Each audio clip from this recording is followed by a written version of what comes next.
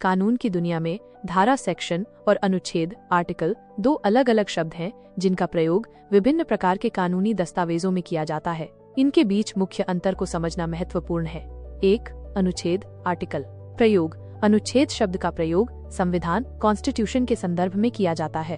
अर्थ, ये वे मूलभूत नियम और सिद्धांत होते हैं जिनसे किसी देश का संविधान बनता है। संविधान किसी देश का सर्वोच्च कानून होता है जो सरकार की संरचना, नागरिकों के मौलिक अधिकारों, कर्तव्यों और राज्य के नीति निर्देशक सिद्धांतों को परिभाषित करता है। उदाहरण, भारतीय संविधान में कुल 395 अनुच्छेद, अब उप अनुच्छेदों को मिलाकर लगभग 470 हैं। उदाहरण के लिए, अनुच्छेद 19 बोलने और अभिव्यक्ति की स्वतंत्रता से संबंधित है, या अनुच्छेद 21 जीवन और व्यक्तिगत स्वतंत्रता के अधिकार से संबंधित है। महत्व। अनुच्छेद देश के लिए प्राथमिक और सर्वोच्च कानून होते हैं। ये अन्य सभी कानूनों के लिए आधारशिला का काम करते हैं। 2. धारा, सेक्शन।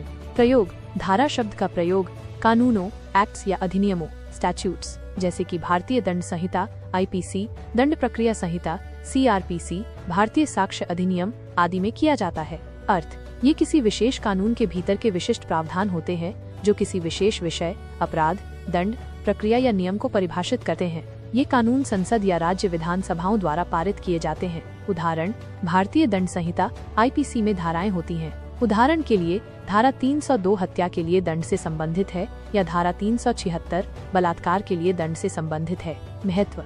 धाराएं किसी विशेष कानून के तहत विस्तृत नियम और प्रावधान प्रदान करती हैं जो विशिष्ट स्थितियों और कृत्यों पर लागू होते हैं। ये संविधान द्वारा स्थापित व्यापक ढांचे के तहत कार्य करती हैं।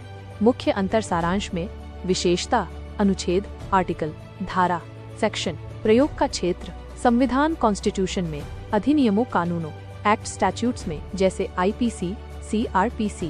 महत्व, देश का सर्वोच्च और प्राथमिक कानून, विशिष्ट अधिनियमों के तहत द्वितीयक कानून, विषय वस्तु, मूलभूत अधिकार, कर्तव्य, सरकार की संरचना, सिद्धांत, विशिष्ट अपराध, दंड, प्रक्रिया, नियम।